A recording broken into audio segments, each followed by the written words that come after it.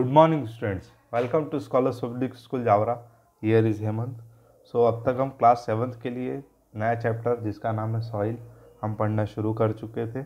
और कल तक हमने इसका एक इंट्रोडक्शन अच्छे से जान लिया था कि सर सॉइल हमारे लिए इम्पोर्टेंट क्यों है। साथ साथ हमने इस चैप्टर का ब्रीफ एक इंट्रोडक्शन देख लिया था कि सर हमें इस चैप्टर में पढ़ाना क्या क्या है।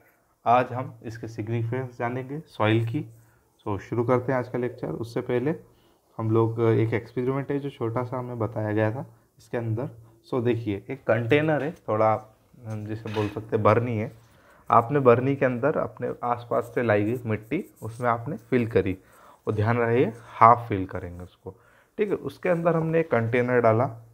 ये देखिए कंटेनर है, छोटा सा कंटेनर जिसके अंदर हमने लाइम वाटर यानी कि नींबू का पानी हमने इसको खुला रख दिया। अब हमने इसको बंद कर दिया। अब हम इसे देखेंगे कम से कम 2-3 दिन बाद। तब हम क्या देखेंगे, जो लाइम वाटर है, ये जो हमने लाइम वाटर अभी अगर हम देखें, मान लीजिए अभी हमने लाइम वाटर बनाया, सो वो ट्रांसपेरेंट होता है, ऑर्डरलेस होता है, ना तो उसमें कोई बदबू होती है, साथ ही साथ उसमें जो जो बोल सकते हैं हम उसके आर पार देखा जा सकता है। सो उसे हम ट्रांसपेरेंट बोलते हैं।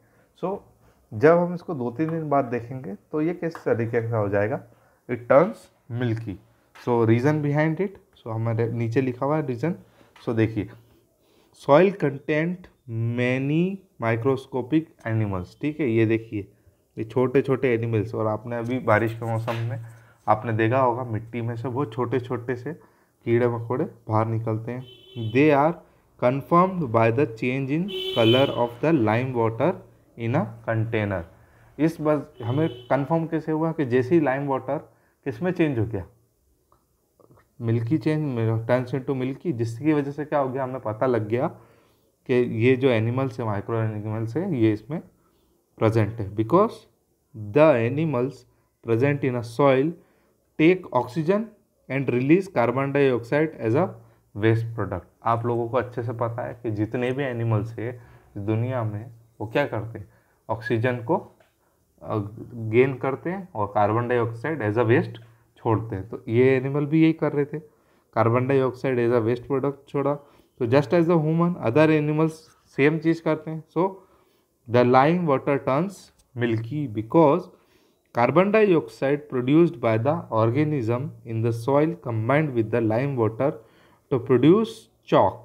क्या प्रोड्यूस हो गया, चॉक, वाइट पाउडरी सब्सटेंस, ठीक है। So, the garden soil may contain bacteria, protozoa, thread-like worm called nematodes, ठीक है। तो इससे हमें क्या समझ में आया कि देखिए कि जो ऑर्गेनिज्म थे, उन ऑर्गेनिज्म ने जो वेस्ट प्रोडक्ट कार्बन डाइऑक्साइड के रूप में बाहर निकाला, सो जो लाइम वाटर था उसने कार्बन हाइड्रोक्साइड बना लिया। आपको लंबी टर्म अभी समझने की ज़रूरत नहीं है, बस आप इतना सा जानिए कि कार्बन की वजह से, जो कार्बन डाइऑक्साइड की वजह से जो हमारा ये लाइम वाटर था ये किस में चेंज हो गया, मिल्की में, ठीक है। और इसने क्या प्रोड्यूस करा था, चॉक प्रोड्यूस करी थी, ठीक है, वाइट पाउडरी सब्सटेंस, ठीक है। अब सॉइल सिग्निफिकेंस क्या है हमारे लाइफ में, सो देखते हैं। Soil forms the upper most layer of the earth surface. कल मैंने अच्छे से बताया था कि सॉइल जो कि अपर मोस्ट सरफेस थी हमारी अर्थ की, ठीक है। It consist of fine particles of rocks and it is very important for us. देखिए यह फाइन पार्टिकल्स लिखा हुआ है। फाइन पार्टिकल यानी कि बहुत ही छोटे छोटे पार्टिकल्स। ये देखिए आप मिट्टी देख रहे हैं यहाँ पर जिसके अंदर एक पौधा उगा हुआ है। सो ये आप देखेंगे कि बहुत ही छोटे छोटे पार्टिकल्स होते हैं, ज़्यादा बड़े पार्टिकल्स नहीं होते हैं। नहीं तो हम उसे सैंड या क्या बोल सकते हैं, हम उसे सैंड या पेबल्स बोल सकते हैं। बट जब छोटे छोटे पार्टिकल्स हो जाएंगे तब हम उसे बोलेंगे सॉइल, ठीक है। इतनी बात समझ में आई आपको। सो इट और इम्पॉर्टेंट भी है इसी हमारे लिए। It also contains dead and decaying remains of animals and plants, ठीक है, कॉल्ड ह्यूमस। अब देखिए इसको अच्छे से समझने के लिए एक एक्टिविटी है जो ये हमें काम की नहीं है हमारी, साथ ही साथ ह्यूमनिफिकेशन हुई है, ठीक है। मैं आपको बताता हूँ।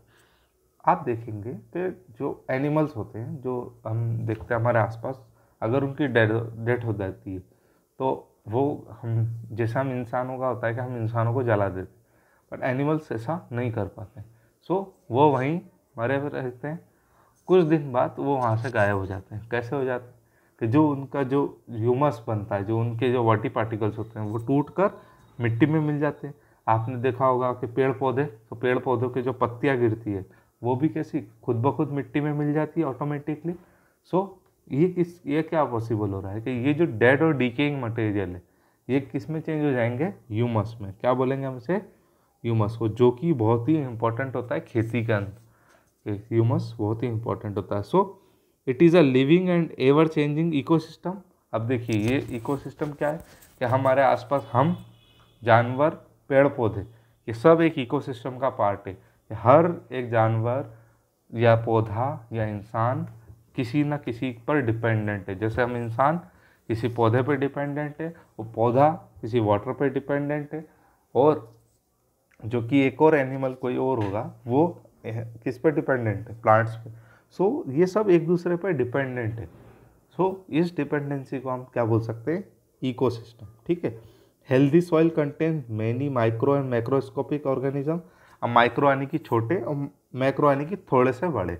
ठीक है, आप इतनी बात समझ गए। Which perform many vital function. So the soil is responsible for converting dead and decaying material as well as minerals to plant nutrients.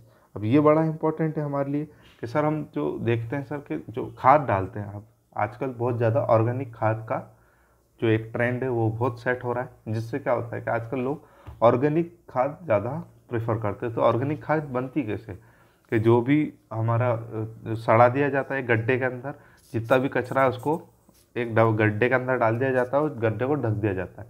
अब उस कचरे में क्या होता है, जो छोटे छोटे कीड़े हैं, जो हम वर्मी कंपोस्ट शायद जिसे बोलते हैं, तो उससे क्या होता है कि वो जो कीड़े हैं वो उस जो मटेरियल है उसको एकदम ख़त्म कर देते हैं, उसको एकदम ज़ीरो कर देते हैं। अब जो वो उनको फूड मिला कीड़ों को, अब उनको फूड मिला तो उनका फूड जो बना उससे वेस्ट मटेरियल भी प्रोड्यूस हुआ। अब वो वेस्ट मटेरियल ही एक टाइप का न्यूट्रिएंट है। क्या है, न्यूट्रिएंट है, जो कि किसके काम आएगा, हमारे प्लांट्स के काम आएगा। सो आपको ये पूरी एक प्रोसेस समझ में आ रही होगी कि किस तरीके से एक ह्यूमन है वो कैसे प्लांट्स पे डिपेंड है और प्लांट्स किस तरीके से ऑर्गेनिज्म पे डिपेंड है। ठीक है ना। Healthy soil is a foundation of food system. ठीक है। Different soil organism feed on different organic matter, ये अच्छे से समझ में आया। Healthy soil produce healthy crops विच में टर्न इनटू नरिशिंग पीपल। अब देखिए कैसे डिपेंडेंसी, कि एक ऑर्गेनिज्म है, ऑर्गेनिज्म ने किसको फूड दिया, जिसने ऑर्गेनिज्म ने प्लांट्स को फूड दिया। अब प्लांट्स अच्छे से ग्रो हुए तो वो फूड अच्छा किसको देंगे, ह्यूमन को। ह्यूमन अच्छे से नरिश हो पाएगा। यानी कि सब लोग एक दूसरे पर डिपेंडेंट है। बट इसके अंदर मेन फंक्शन कौन कर रहा है काम, सॉइल। सॉइल क्या कर रही है कि जो एनिमल का डिकेइंग मटेरियल था उसे सॉइल किस तक पहुंचा रही थी, प्लांट्स तक, और प्लांट्स को ही हेल्प किस में कर रही थी, ग्रो करने में। और उसे ही हम क्रॉप्स बोलते हैं, जो कि हम ह्यूमंस उसे पैदा करते हैं, और दूसरे जब हम उसको ग्रेन्स लेकर हम अपने आप को नरिश करते हैं। नरिश मतलब क्या होता है, अपने आप को फूड प्रोवाइड करते हैं। ठीक है। सो कैन यू यूज़, अब आपके लिए एक छोटा सा एक टास्क है कि आप पता कर सकते हैं कि आप डेली लाइफ में क्या क्या यूज़ है आपके सॉइल के, जिससे आपको एक अच्छा नॉलेज इससे मिलेगा। और हम उसकी जो सॉइल की कैरेक्टरिस्टिक्स है उससे हम जानेंगे कि सॉइल के क्या क्या यूजेस हो सकते हैं। सो आप लोगों के लिए टास्क यही है कि आप लोग पता करेंगे कि सॉइल के अलग अलग यूजेस क्या हैं आपकी लाइफ में। थैंक यू सो मच, पढ़ते रहिए। God bless you all.